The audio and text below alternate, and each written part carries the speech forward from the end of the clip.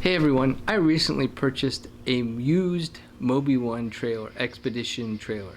Great for off-road, and we'll do a quick tour later. But because I purchased this used and the previous owner took it all the way down to South America and spent a lot of time on beaches, there's definitely some rust and potentially a bunch of leaks.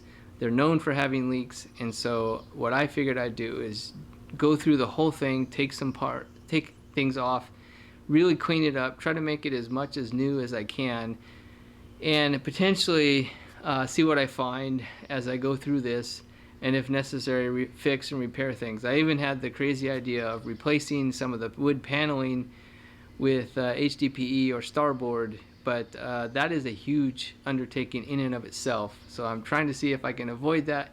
So let's dive in and just see what I run into and take you along for the journey, and hopefully maybe this helps out some others if they ever have one of these, or if they're thinking about repairing their off-road trailer as well.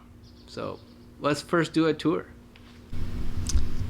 So let's start here at the front of the trailer. We have the lock and roll hitch attachment, which can actually be removed, which is nice and handy if you want to make sure that no one can steal it. Here in the front box, we have our battery compartment with our charger and two AGM batteries. The second box, you have storage on top, and then we have storage on the sides that you can access from either side. It goes all the way through. We have our side door entry doors. You have a step that can be removed or flipped. Has off-road tires. I already swapped out the awning with a 180 awning from OBS. It has your hot water heater on the outside here, your propane tank, your gas hookup.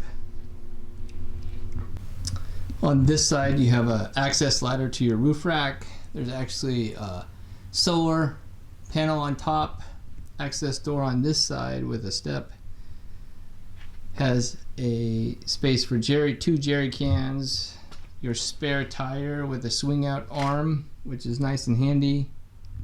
Here in the back you have your galley with a slide out fridge.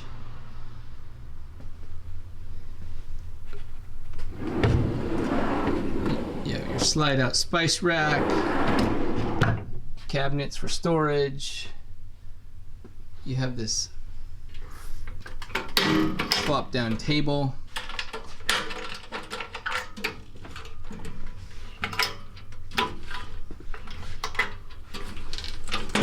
It's great. Can never have enough table space.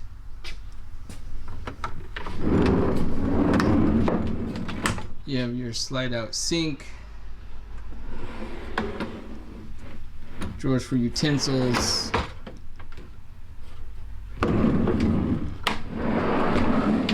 slide out stove, and that kind of, and then your fridge. I already swapped out a fridge. You have some stereo speakers up above that you can hook up to Bluetooth. So overall it's a very capable. Underneath you have a water tank. I think it's 35 gallons. And then you have independent trailing arm suspension. It has Fox shocks and springs. Gonna be cleaning those up. And electric brakes. The tires are Cooper mud tires. And inside, I took out the queen size mattress, or roughly a queen. It's a few inches short of a queen. Inside you have an air conditioning and cabinets for storage. You have your stereo, and you have your vents for heat. It has propane heater behind the fridge. Has stereo speakers in here, and then it has a vent to vent out some of the heat. The air conditioner actually only works when you're plugged into 110, like at an RV park. I've taken advantage of that recently in Arizona. Inside it has lighting, and then outside you have lighting.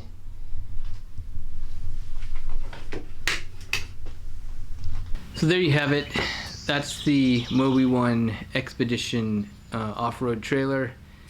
It's very capable, very well built. The only concerns that I have is, dealing with some of the rust and cleaning that up. I want to change out the slides for the fridge and the sink and stove, just because they've seen some wear and tear. Probably upgrade, add those new. And then as I dive in, I want to check all the places where the seams are to make sure that it's sealed really well and not leaking. And when I take that and check it, I also want to look at the wood just to make sure there isn't significant rot in the wood, because that would be a much bigger problem that I'm hoping to avoid. Because if I do want to fix that or change that out, I would much rather prefer avoiding wood altogether, because it's just not a very good material. It's light, but it's not very good from a long-term weathering perspective. Something like Starboard just holds up way better, which is why they use it in the marine industry. It can handle salt water, UV, any of that stuff, and it just never wears out. So that's it in a nutshell. Let's dive in.